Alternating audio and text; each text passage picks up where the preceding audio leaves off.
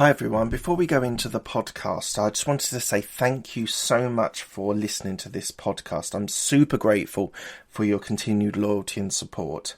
If you could do me a quick favour, if you could give me a review on Apple Podcasts, it really helps the algorithm and it will help this podcast go up the lists. If there are any subjects or topics that you want me to cover, then please do reach out to me on DM on LinkedIn and I will do my best to find the best guest for that subject or topic. This is the Absolute Business Mindset Podcast, created and hosted by Mark Hayward. This podcast will interview entrepreneurs, business owners, and people in their careers. We will delve into their journey to success, key life milestones, and go deep into their area of expertise. Get ready to learn from other people's failures and successes. Today we have Sandra Francisco, who is helping entrepreneurs go from an idea to profit while balancing personal growth and financial freedom. Hello, Sandra. How are you? I'm amazing. How are you? I'm very good. Thank you for joining me today. Right, we'll go straight into it because we have a time frame on this episode. So first section that I want to talk to you about is, so you did a degree in information technology. Why did you choose that initially? You know, it was a very simple answer there. I did not want to spend a year doing general arts program. And this was the one that I found that you can actually go straight into this program without the year of, history and geography and all the other things. And I did not have any desire to do that. I just wanted to learn something specific. Right. And so why information tech? Like, were you particularly techie? Were you into coding at the time? No, actually. So it was very much a business and technology degree. Wow. And then later I did a commerce degree after that. Yep. And the most interesting thing to me was the business degree. But it was also the business degree that I didn't have to do a general arts degree or a year before it. Right. So that really was the reason, because there was other schools. I actually turned down a full scholarship at another school where there was a year of general arts and then you got into commerce. Right. And I was like, no, I just want to go into it. So the technology was like, oh, well, we'll see what that's about. But it was really for the business. Right. And then, as you said, you did a second degree in commerce and business. So I assume that was leading on after your first degree, you thought you needed something more specific. What did the commerce and the business second degree give you? It really was the fascination with business. That was where I started the first one. And I did not know that I would go into a good 10 years of technology, because that's where I led when I started to work. Because I actually started to work full time as I was doing my second degree in very much the age of the internet, right? It was like in 2000 as we were, just kind of being immersed in the internet. And I was designing and actually creating networks. So in information technology and in building networks, I didn't expect that's where my life was going to go, but I've learned that you look back and you're like, oh, everything was lined up the way it was supposed to be. But I did the commerce degree because I still was so much, involved in wanting to learn business and do business. So I thought, okay, well, I got kind of half business, half technology. Let me fully immerse on the business pieces that I missed. So before we go into the experience section, which is about your experience in your jobs before your business, your MBA that you did at Toronto. So how much has your MBA helped you in an entrepreneurial world rather than a corporate world? Do you think it was aligned, or do you think because people that I've spoken to say that MBAs are great for networking, equally for an investment banker or for something along those sorts of lines, it gives you great framework. But I have heard that it sometimes fails entrepreneurs. Was that your experience? I would say, so I do want to say the MBA I did was MBA for managers at the time that I was in corporate. So it was kind of a overview of an MBA. It's not like I was going to do like a full accredited MBA and then my life turned into a different direction. But in my experience with both the commerce degree and the MBA for manager program in entrepreneurship is that I would say fairly that I've used maybe 10 to 20% of that knowledge. That's my experience. That's all I can say. And I've seen that with my clients as well that do have, multiple MBAs sometimes that, it's not everything. It's not going to set you up for entrepreneurship because there's so much other things that you don't get taught in a textbook. Yeah, Absolutely, I 100% agree. Right, so we're going to cover quite quickly. You covered quickly your education and your experience, because I want to really go into your expertise that you now are in helping entrepreneurs. But your first role that you took was it at HP? It was in Intrica HP? In Hewlett Packard. It was, yeah. Yeah. And so how did you get that role? What was the role? Tell me a little bit about it. Yeah, it was actually right. I was still in my second year of university, and it was a part of an internship program. So I was very fortunate too that I chose that program. See, I was choosing it just because I wanted to get away from that year, but it led to so many things. So sometimes there's a higher knowledge. Yeah. It was actually, I was still in university. I started there, and then they brought me on full time. So it was kind of an internship that they never wanted to end. So it just became a job that then I did the next piece with them. And then they actually got that piece, then became part of CIBC. And so there was different shifts and changes. But yes, it was very much a pure hands-on technology, installing equipment, like in these massive data centers that I remember the first time I walked into this data center was like being a spaceship. It was like, whoa, where am I? And I was literally like installing and coding equipment. I never thought I'd be there, but that's where I started. And this wasn't planned, but it occurred to me. Did you go into that with being one of the only females in that sort of role? Because technology is a very male-dominated arena. And how did you sort of cope with that? Yes, 100%. And that was 20 years ago. So yes, double yes. Yes. There was most of the time 1 to 2 women in the group of engineers, which was around 200 people. For the whole time that I was there, for 15 years in corporate, there was only ever like a handful at the most, and 98% male. My experience was incredibly positive, and I do recognize and understand that other people have had very difficult experiences in that, but I can only ever speak about my experience. I worked with men that were caring, that helped me, that were mentors, that never competed with me, that always had a helping hand, always asked if you need something, come to me. And that includes the people I worked with, the leaders, because everybody was men. Like then you go into like the C levels and the VPs, everybody was men. I did not have any negative experiences. I experienced men being incredibly supportive. That's really good. I'm really pleased. Pleased is right, but I think that's fantastic, because there's often a sort of stigma that can come to being in a very male-dominated arena. Okay, so you then moved to Bell Canada, and you had various roles. You stayed there for 10 years. Why did you stay so long? And tell me a little bit about the different roles, because I know there was different things you did. 3 different things you did at Bell Canada. Yes, so I did different things within the company, so that's why I stayed so long. Right. So I did initially move in, again, it was in a customer engineering role. So I was working with clients, building out their networks with national clients. And I did that for almost 5 years. And again, then I felt that itch of business. I was like, I did these business degrees and I really have not applied it. And it kept on, it wouldn't go away. So then I moved into product development and actually channel management and working in a life cycle of products, which was incredibly different. Now I will come back to the male story here, and I will tell you that my experience. So when I moved into marketing, then it was almost like, still probably 60% male, but like we went to a 60-40 versus 98%. And what I experienced actually was all the things that I hear women talk about men, I experienced in other women. So I experienced that competitive behavior, that trying to take you down. And I wasn't equipped. And I had all of this time of this nurturing team environment and supporting leaders. So I was completely caught off guard when people were deliberately manipulating to take you out. I was totally like, what is happening? It took me a while to catch up, and then I learned to protect myself.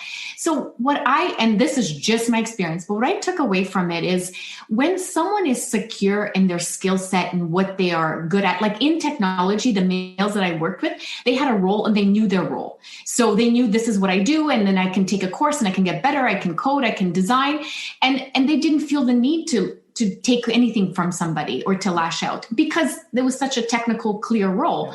When I moved into marketing, marketing is hard to pin down. Like what makes you good? When you'd have clients, some clients liked it, some clients didn't like it, and then also I was so technical. So I excelled so fast because we were building technical products. And a lot of the women in marketing didn't understand technology at all. So I was a huge threat to them because they felt that I was saying to them that they're not good at their jobs. So I got so much of that negative environment. And I sum it up to the fact, is it men? Is it women? That wasn't my experience. It was confidence, non-confidence in what you were doing. That was my experience. And so it was, say about marketing, but it's partly an art form and partly a science. But I assume you were very good at the metrics side of marketing and being able to measure success and failure. Exactly. And because we were building, we were still a technology company, right? So we were building technical products. So being able to understand the client's needs and then translate them into the technical knowledge that the engineers needed to know to build, that made me very good at my job very quickly. Mm-hmm. So yes, and I've had this dual role, and it's what I do now. It's this dual role between being able to speak in more technical speak and then being able to translate that into the human conversation and the communication. And although it's different what I do now, it's still the interplay. I still feel like I've spent most of my life in an interplay of somehow, I'm the go-between, between this and between this, I will bring you together. Yeah. I understand that because I worked at PwC for about 15 years, or in the Big Four for about 15 years. And I'm not a coder, but I worked for about 8 years in the business side of technology, building calculators, software, various things that we built for corporates, for our clients.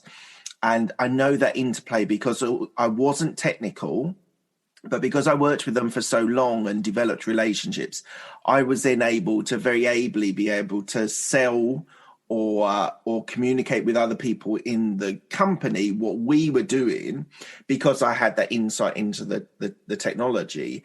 And I think I understand that sort of that in between of being able to ably be able to manage the business side and the technology side is actually a very interesting space to be in, that middle section, isn't it? It is. And it's you know what the key thing is communication. Yeah. So you know how to communicate with the client that doesn't understand, in this case, technical terms. Yeah. And then you know how to communicate with the engineers that only understand technical terms. Yeah. And will not accept anything other than technical terms. That was my experience. They very much like to stay in their lane and did not want to go in front of a client for hell or high water. Oh, no, never. Okay, fantastic. So when I was doing some research on you, you said, and you said that the reason why you left your corporate role was because there was a life-changing event that happened to you. If you're happy to, can you share what that life-changing event was? Yes, of course. So it actually was 11 years ago that I left my corporate job. And a year before that, I experienced really intense anxiety where I didn't know what it was. It was just my heart rate would go up to 160, 180, and it would last for 3 to 4 days. So because it didn't it didn't show up like your typical anxiety panic attacks, it took over a year for doctors to do all these different tests and for them to finally say to me, well, I think this is anxiety, which I actually felt like when a doctor finally said that to me, I felt like they were basically saying, we're done, we can't help you. That's what I interpreted, because I felt like they were like, we did all these tests, there's nothing really wrong with you, it's just anxiety. And I'm like, well, but I'm still unable to live my life. So I thought what I interpreted was, well, now I got to go take care of myself. So I realized that I could not continue a job that wasn't 9 to 5. I don't think any corporate these days is 9 to 5. It's 12, 16-hour days. Yep. And I thought, I can't, my life is at stake. I can't keep trying to heal myself and trying to keep up this facade, because in my corporate world, nobody knew what was going on with me. Wow. Nobody. The amount of energy that it took to go through that for an entire year. And I would not even sleep for those 3 to 4 days when it was high intensity, wow. But nobody knew anything. When I went in and resigned, my VP was shocked and did not want to let me go because it was so sudden and they had no idea. But I knew that I couldn't keep up that energy and heal and survive. So it took something so, I think, tragic for me, because I was so attached to what it meant to climb the corporate ladder, to the titles, to the achievements, that if there wasn't the fact that I felt like I had to choose me and my health and my life, I would have just kept on going. And how hard was it keeping something as that affected you in such a big way from colleagues and bosses and people in your company? Well, I was a very different person back then, and it was incredibly closed off. And I felt like I had to protect myself from being in close-knit relationships. So I was incredibly what I would call professional. And I think a lot of people in corporate keep their human side out of corporate. It's only, especially if you are going up the corporate ladder and if you're going into those titles, it is, in my experience, it was an expectation that you did not show up with your human self. Like the people that would show up and complain and say they were stressed and that, it was known that, well, they'll always be the low level people. Like they will never rise above because that's what they talk about. But as you rise up in the corporate world, it was like, you don't say you're stressed, never mind anxiety. Like you don't even talk about being stressed because then you're just might as well kiss this promotion goodbye. So I didn't feel like I had the permission. And I also had the robotic way of living that way for so many years that I could do it. I could never do that today. Like I'm so transparent with everybody that I work with that if I'm off, I will explain to people. If I have a client meeting these days, I'm like, I'm currently, this or that. And I'm completely transparent. I'm like, let me get present. Let me get into the moment. But I don't pretend to be anything that I'm not. But I was just such a different human that I was in a shell. So it was easy to kind of go through it when you've never showed up as a human being anyways. So true. So true. There is so I've experienced something exactly the same, and that just closing. I actually think it's detrimental to you long term for your own personal health and mental health as well. But being able just to close off a section of your life when you're in the office is actually it's part of the course. It's something that you learn and you develop. That, as you say, a shell. But I think it does have long term effects on you, and yes. It sounds like it did for you as well. But I just want to move slightly on. Do you think more humanity? So now you work with entrepreneurs, and I don't know if you work with you don't work with corporates now? No, I don't. My clients are all entrepreneurs, yes. But do you think that humanity is now a little bit more part of leaders? Because I think over the last, I don't know, 2 or 3 years, there's been a deeper emphasis on leaders being a little bit more humane and sharing insight into themselves as well. They might not say something if they've got a medical condition, but they share a little bit more of themselves. Is that your experience as well? So both. So the people that I keep up with that I worked with in my corporate environments, which are, like these are $1 billion Canadian corporations. So they're the last to change because they're so set in their ways. So the people that I keep up with in those environments, they tell me not a lot has changed. But I have entrepreneurs that have clients that are these corporate corporations that are, like Apple and these high-tech companies that are at the forefront of bringing on that kind of leadership. So yes, I've seen so many news stories of how leaders are showing up and saying, like, I'm afraid, like we're about to make this big move and I'm actually here, I'm your leader and I'm going to say, we're taking this risk. Like I'm afraid. So I've heard those stories through my clients. And then I've got colleagues in these traditional corporate, legacy organizations that are saying, yeah, not a lot has changed. So I think there's both happening, but overall, I'm so grateful to see any level of change happen because we are all human beings. As long as I have not yet met a robot that's fully functional. And, I get it. People say that's the future and everything. But, if you're still human, if you still got organs, if you're still breathing, you're still human, it's very difficult to shut that part off for anything. Like you said, it's going to impact you. It's just a matter of time. I'd agree. And so I worked in PwC and KPMG, so the big four, and they are, in essence, even though I was in the technology area, they're still accountants, which is a slow moving. It's like lawyers and accountants are slow moving companies, huge companies. So I think I would agree with you that some companies are a little bit slower to move to this. But I've seen it on people that I've interacted with. There's, especially in the entrepreneurial world, there is an expectation that you give a little bit yourself as well. Which I think is amazing for leaders. I think the employees get more from it and the leaders get more from it as well. So I would say it's both sides. The last thing I was going to say is, are you better now? Do you still suffer from the anxiety, or are you better? We'll be back after a quick break. Hi, I'm Alex, the host of X Health Show. Meet the future of healthcare. Think X-Men, that's X Health. Actual superheroes behind programming living cells to cure cancer once and for all. Tech that detects preterm delivery in seconds, brain-computer interface, or apps that employ AI to match you, your disease, with the best treatment. X Health Show brings to you visionaries who push the boundaries of healthcare from Switzerland, the heart of Europe, and the most innovative country in the world. Let me introduce you to their startups. Head to X Health Show, meet the future of healthcare. Happy to greet you there. No, I is one of my greatest accomplishments is actually that I've healed from anxiety. It actually took me 8 months. So when I left corporate, when I resigned, I went to the bookstore because I felt like, okay, I'm going to take care of myself. I'm going to go research. And it was like a magical moment where this little tiny book fell in my hands, and it is called Hope and Help for Your Nerves by Claire Weeks. And it's really simple. It just really teaches you to sit with the anxiety, no matter how intense it is. So I just got this chair that I named my anxiety chair in my living room. And every time that I felt like walking or running or just like doing something to exit out of it, I would go and sit. And over time, it would get better and better and better. And towards the end, it was exactly 8 months. And towards the end, I started to have hours and hours and hours free from this. And then I would get like a panic attack here and there. For me, I celebrated panic attacks because that was such a huge improvement. And then because I wasn't afraid of the panic attacks, they actually exited very quickly. Because to me, it was such a great sign that they would only come on once in a while. So within 8 months, I was 100% healed from anxiety naturally. And I have stress, I have fear, I'm human, I process all kinds of emotions, but I have never lived in a prison of anxiety like I did back then.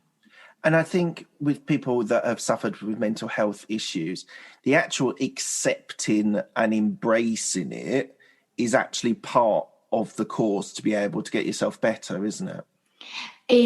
For me, and again, we can ever only speak about our experiences, it was the giant shift that I made in my life was instead of fighting it, because I was, I would go to the emergency room when I felt like I was having a heart attack. I would, walk and walk and walk for hours because I wouldn't want to stand still. I would do everything, do to try and like get away from it. So it was such a radical thing to sit with it. But it worked. That's all I can say. I'm not saying it works for everybody, but that was my experience and it really worked for me. And it's also something I've applied in my life when other things have shown up.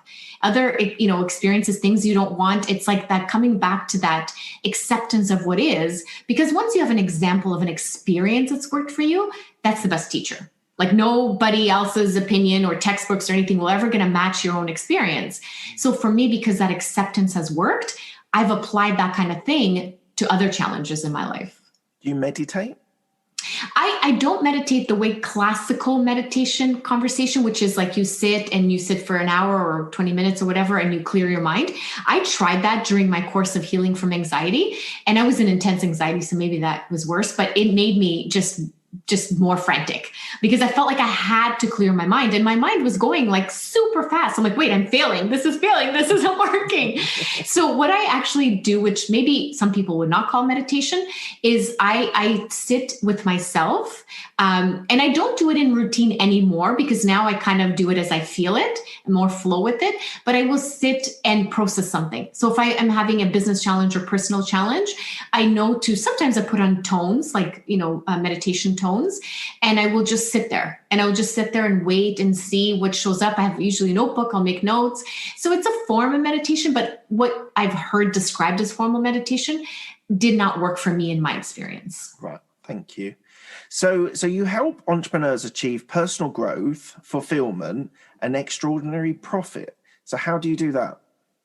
I think the first thing is the fact that believing that you can have both, that you can actually grow as a human being, be fully in your body and aware and process emotions and have a business that makes profit.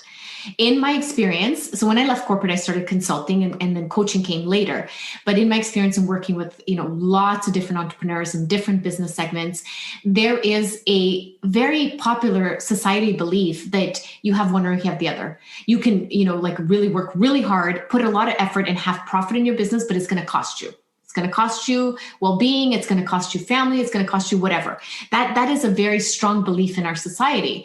And I've also seen people many people now that I've worked with that have come back to a harmony. I don't know if we can ever balance anything, but come back to a harmony of prioritizing their well-being and who they are and their own human advancement while putting in strategies in their business that create profit. So just the fact that those two things can very much coexist is the first thing that I do with my clients. And then how do you go about it? Well, it actually comes down to tools, strategies, systems. So in business, it's well accepted that we have tools, strategies, and systems to succeed. Whichever textbook you read or whatever person you follow, that you're going to have to learn marketing in some way, lead generation in some way. But sometimes we don't realize we can do that same thing, tools, strategies, and systems to self-awareness and self-development. It still requires all those things. It requires that you accept the fact that you're human and you're going to have emotions, and maybe surrender the fact that you're going after one day I will just be happy, or I will be in full joy. And it will be like I'm working towards a calm place where there's no ripples in the water. And in nature, that doesn't happen. Nothing in nature stands still. Like we have seasons, we have, the seas are calm one day, not calm another day. Nothing in nature resembles just no change. So if we come into a self-acceptance that we are going to, as humans, experience all kinds of different things, and that doesn't have to mean that we have to exit out of our businesses. You can go through a difficult time, you can go through divorce, you can go through anxiety, you can go through depression, and work through that as you continue to run your business. It obviously has to do with priorities. At the speed that you're going to go is going to have to change depending on what you're doing. But it comes down to understanding the fundamentals of business, what it takes to get a business off the ground and to grow it. And then if you're interested and if you want to prioritize you and your well-being and your growth, then it's the same thing. It's just learning those systems. So if you were to meet a sort of Gary Vaynerchuk type character who talks about hustle and sort of Grant Cardone sort of character, you've got to hustle, you've got to work 20 hours a day, and they came to you and they still believed that, but they knew something was wrong. They couldn't quite put their finger on it, but they knew. How would you approach a character like that, a sort of alpha male who believes that hustle and grind is so important? How would you show them the personal growth side, the harmony side that they would perhaps be able to achieve? I love this question. A beautiful question. I will say, if you listen to Gary V, the last year, he's changed his tune. He has, yes. Right? So there's definitely already there's something has shifted in his world because he's toned it way down, right? Yeah. So that's the first thing I'll say. Something must have shifted for him. The very first thing that I would do, and I do with every single client, is check to see if there's a match. I do not believe that it is my role or my purpose to push beliefs or to do things for people. I am first and foremost present, a guide, and an ability to actually heal with energy as well. So the very first thing is I would ask intuitive questions that always show up for me in the moment. I don't prepare my questions when I get into a first meeting with a client. I rely on the fact that they will show up at the right time. And I would gauge whether this person had a desire to create change. So if they had a desire, if they were like, and actually this is 2 months ago, I started with the client, but she's female, not male, but very similar. Her business is now in multi-million dollars. And she was in a space of crisis, like, why? What did I do all this for? Why? What am I going to do with all this money? This isn't what I thought it would be. So she was already coming to me, having been very much a woman that was like a man, living in the masculine energy and in a space of like, I'm not happy. I've done all this. I've gotten here. I have the accolades. I have the money. And what's wrong with me? So in that case, we were a perfect match and we've done amazing work in a couple months. But if somebody had come to me and they still wanted to hold on to their beliefs and they did not want anybody to question their beliefs, they were so attached to believing the hustle is the way that trying to detach them from their beliefs would actually hurt them. I would not take them on as a client because I don't believe I would benefit. I believe I would hurt that person. If they're not ready, if they need those beliefs because they need that at the moment, it is not up to me to separate people from their beliefs. I can only guide them when they're ready to do so. Who's your ideal client?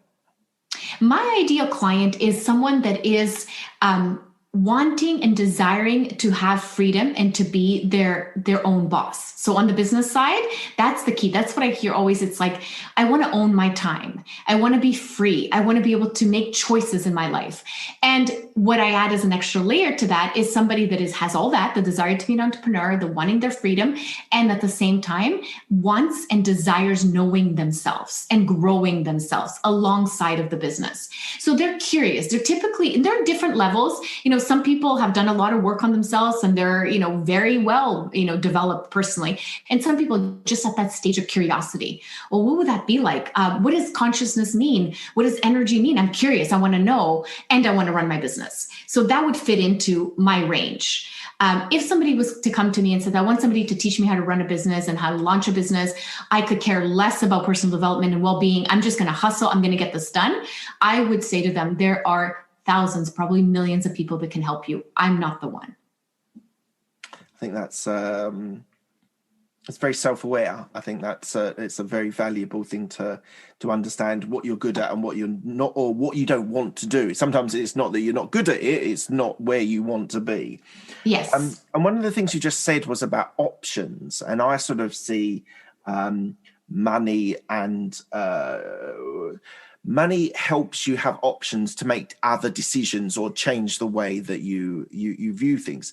What's your sort of view on having options as a client? You mean having options? Having options. So let's just say it's money.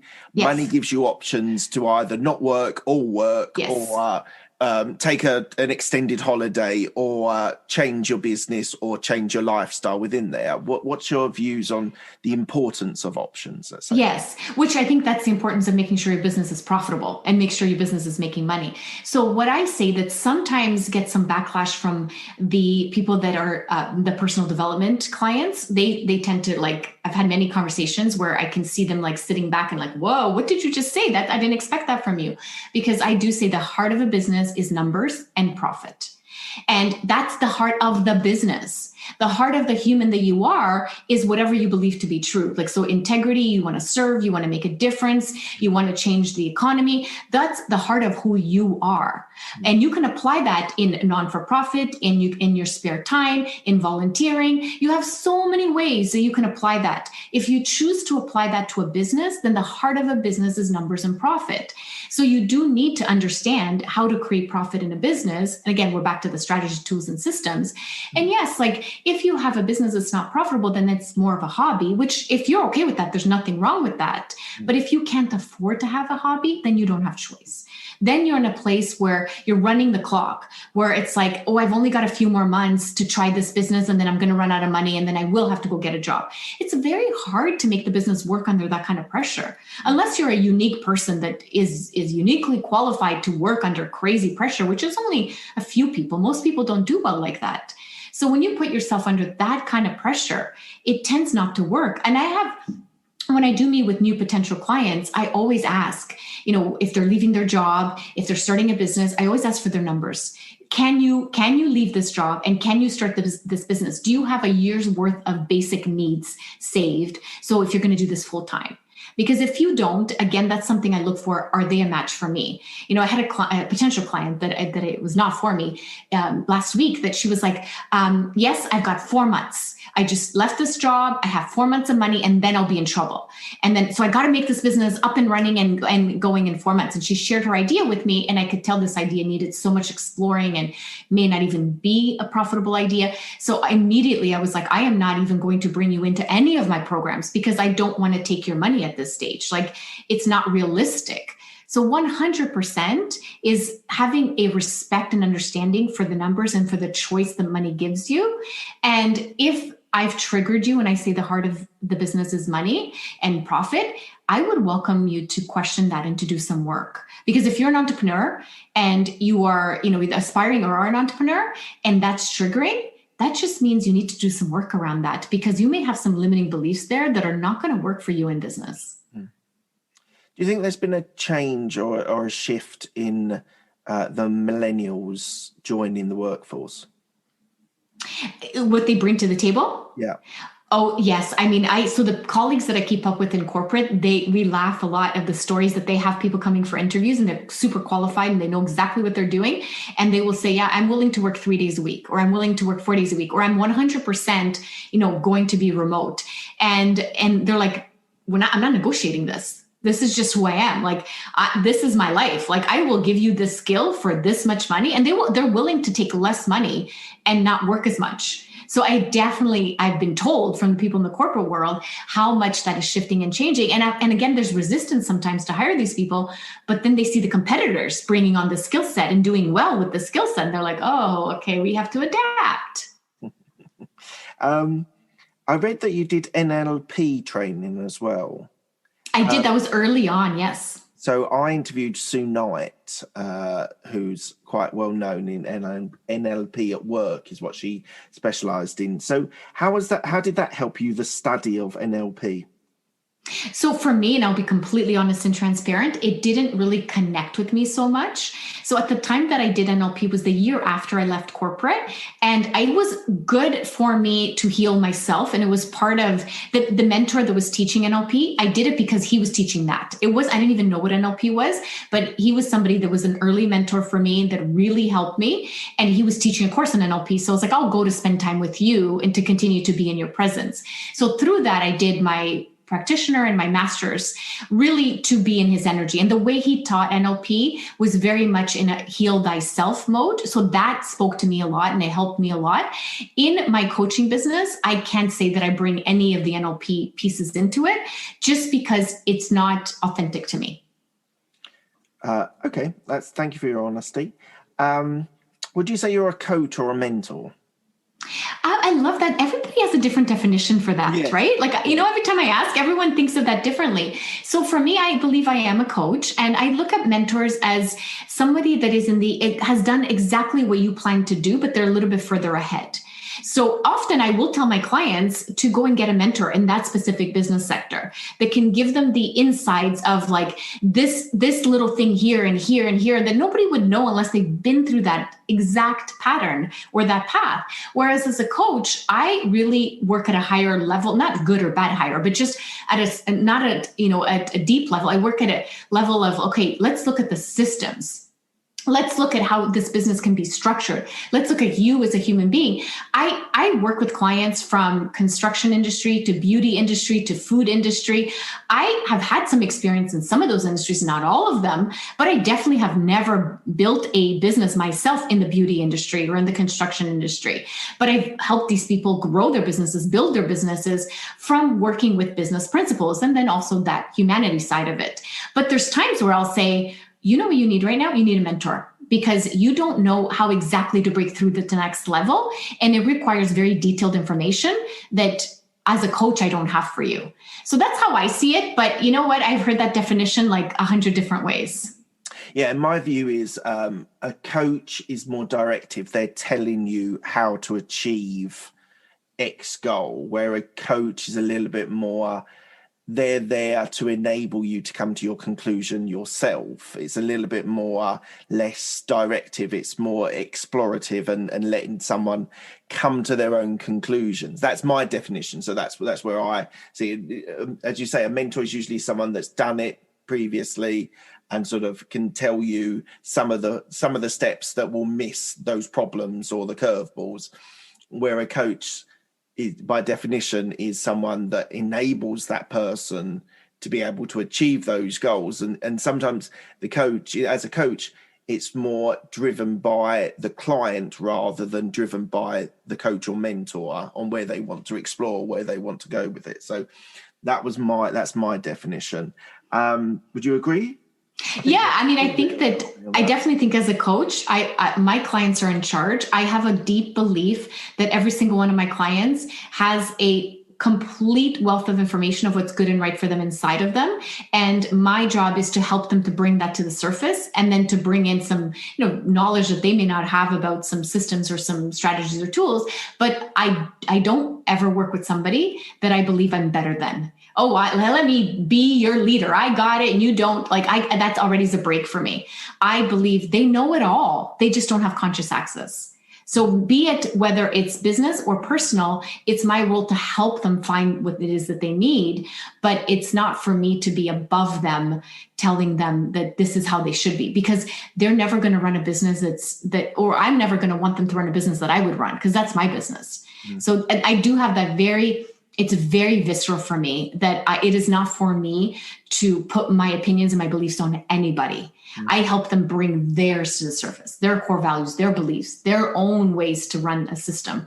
But it's mine or mine, theirs or theirs. Why did you decide to focus on entrepreneurs and small businesses? Actually, that flowed as well as when I said, even from university. When I look back at my life, I'm like, oh, that just went from here to here to here. What did I really do? I just flowed there. And so when I left corporate, I worked with much larger organizations. And I was really launching products and services because that's what I was doing in corporate. So that's what I used as my way in to kind of start a business as a consultant. Mm-hmm. And it was real. And then coaching came from a consulting client that was like, our contract is coming to an end, but will you coach me? So that's how coaching came into my world. Mm-hmm. And then the coaching was still through referrals, through people that had multi-million-dollar businesses, because that was the community that I was in. Mm-hmm. And then it was actually a referral that came to me where they were starting, then one and then the next. They actually were just starting brand new and they were taking out investments. Like one client had sold a property, so they had the money to invest in a coach, even though they were just starting. Another client actually took out a loan and they came to me already convinced that they were starting their business, but they needed a coach at the beginning. Mm-hmm. So I actually worked with them from day one, from the explore phase. And what I have now in my group program is explore, plan, develop, and launch. So these people came to me and I'm like, well, I can apply my product development knowledge to business development, help them from the very first day of explore, figure out what is the best idea for them to actually launching that idea. So it organically showed up for me. And then there was this like love for like feeling like I was like this, business doula, almost like birthing businesses. Like, oh my gosh, there's just all like, and then I started my group program where I can actually bring in way more people that can go through it. I can put more and more and more businesses out into the world. Mm. So it just felt right. It felt like, well, this is what I'm meant to do. And combining that with actually helping human beings evolve and know themselves, and then put out businesses of integrity that's true and right for them. So it kind of one thing led to the other, but there's just such a joy in watching businesses show up and then seeing like their clients' feedback, like people saying to them, oh my goodness, like you've changed my life, like in the business they put out. And then I'm like, well, remember when we first started and this was just an idea and now you've actually helped people. Like that cycle is addictive. I would agree. Working with entrepreneurs and small businesses is so much more fun. I hope my corporate friends aren't watching. But it's so much more fun working with entrepreneurs and small business owners than corporates. It's dynamic, it's exciting, it's rewarding. So I 100% agree with that. Okay, and last section. So what does the future plans hold for you?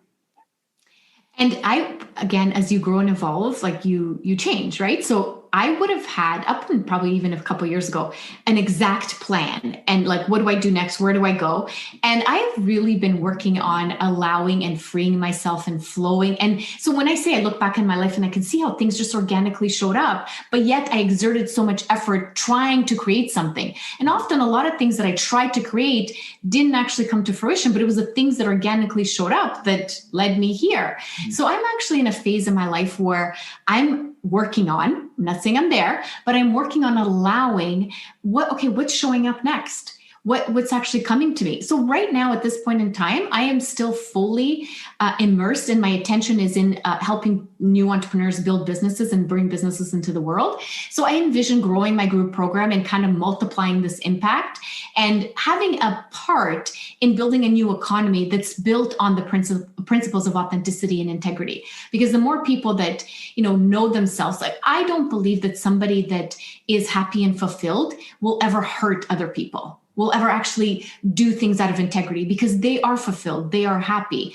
I think the people that are doing things of manipulation, of hurting others, of manipulative marketing and all that, I believe that those people are hurting at some level, whether they're conscious to it or not. There's some level of pain they haven't processed, so therefore they put those things out into the world. So I'm very much invested in growing this platform to put out these businesses of integrity, in the hopes that we actually have an impact on this new economy in the next 10 to 20 years. Fantastic. Okay, we're coming to the end of the interview. I ask the same 6 questions to all of my guests. They don't need a quick fire answer. It's up to you. First one is, what's the best decision that you made? Leaving corporate. The number of people who I've spoken to since I left corporate who are like, you'll never go back. You'll never go back. And strangely, one of the places that I was in, I don't want to mention which one it was, someone actually started their own business and it failed because of cash flow. As you were saying earlier on, they didn't have that behind them. So the bad months, they couldn't help themselves. And he had to go back to the corporate world. And I said to him, like, do you regret it? He's like, it was enforced on me rather than a choice that he made. And I kind of felt a little bit like, so that was when I was leaving my role. And it's interesting because that choice that was taken away from him, he's now had to make the best of a situation that he's in, rather than necessarily choosing what he wanted to do, which I thought was very telling at the time. And now, a number of months after leaving, I feel that much more acutely for him than I did even at that time. Okay, second question is, what's the best piece of advice you've been given? I think the best piece of advice is Byron Katie, which is a book I found early on when I left corporate, is accept what is. Find the peace in it. And know that acceptance doesn't mean you don't change. Doesn't mean you're stuck. It's just accept what is so you can bring peace to yourself and then go do what it is you want to do to change that. That to me stands out. That's amazing. Thank you. Who helped you most in your career? There's been a few. I don't know if I would say just one person, because I remember that my very early mentor, which started me in this journey. And then there's been like, it's like every couple of years or something, magically a new mentor shows up and it's like a new evolvement. So I don't know if there's any one person. I would say there's maybe 3 or 4 people that have evolved. When it's like, when I'm ready, the next one comes and the next one comes. So it's been an evolution of mentors that I'm just so grateful for. Do you want to give a few shout outs to them? Well, Ernie Pavan was my very first mentor that really started me in the path of accepting myself, for sure. And then, my partner now, Casey Comden, who came in and, shifted so much of my views, for sure. Thank you. Do you have any regrets? I do. I'm not above, like, I know some people are like, well, it's a waste of time to have regrets. And I'm not above being human. I have probably a whole list of regrets, but I come back to the piece around them of, well, but they had to be what they were, or mistakes or regrets. But if that didn't happen, I wouldn't be where I am. So I still recognize them as regrets. And I would be lying if I said I wouldn't wish I could go back and erase and change it. But I can also find the piece of, well, but I wouldn't be here without that. That's so true. And, thank you for admitting, because I get mixed answers on that. Some people are very philosophical. Well, I wouldn't be where I am without the mistakes. And then some people that actually recognize you might have done things differently, even if it was a relationship or something like that, I don't mean necessarily a couple relationship, it could just be a business relationship or a personal relationship. You might have done things differently. And I think that's important to accept that no one's perfect. No one gets it right all the time. And actually, there are things you might have maybe done differently, but you are where you are and you have to just move on from there. So thank you for your honesty. What are you most proud of?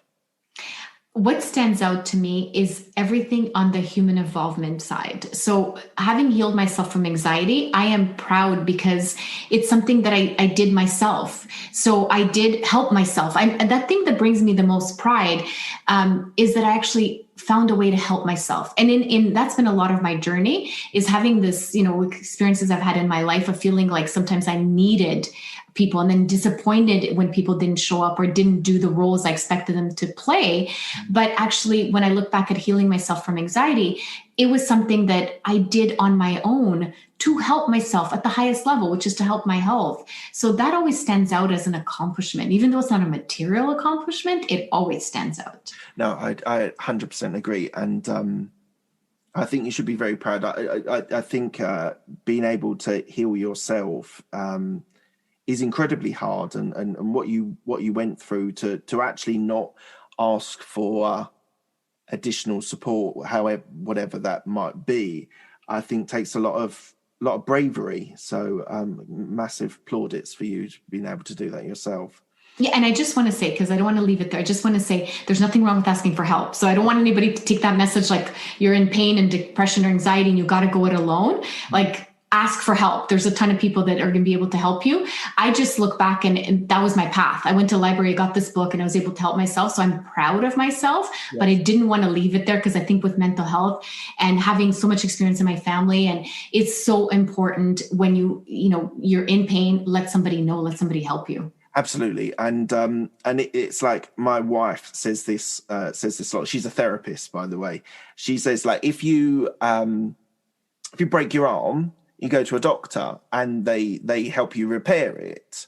If you're not a broken brain, but if you have something wrong mentally, with a mental health issue, there is absolutely no reason why you shouldn't ask for help. And there are people who can help and want to help. Exactly. So, it's different approaches. People cope with different things slightly differently. Some people repress it and never really deal with it. I've got a friend of mine who has sort of anxiety issues and is anxious, but just represses it. She doesn't want to accept it as anything more. But she's on a journey herself, and she will come around, I'm sure. But okay, what does legacy mean to you?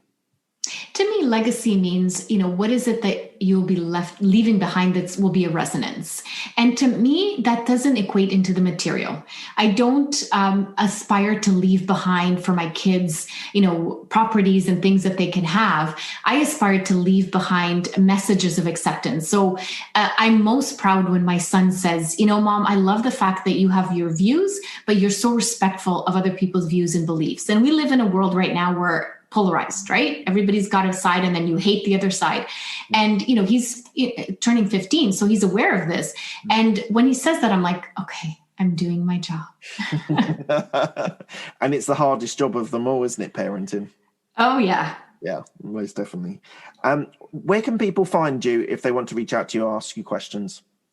Yeah, the best place is my website, which is sandraifrancisco.com. And actually right on the main page, you can also access a free course that will help you get started in business. So if you're, an aspiring entrepreneur, have a job or thinking about it, it's an absolutely free course. It helps you pick your right business idea for you. And then I've got some additional content to pick your target market, to get into value and money mindset, which are the basics when you're starting. So that's right on the main site as well. That's brilliant. Thank you, Sandra. Thank you so much for your time. It's been really interesting speaking to you. Thank you. Yes.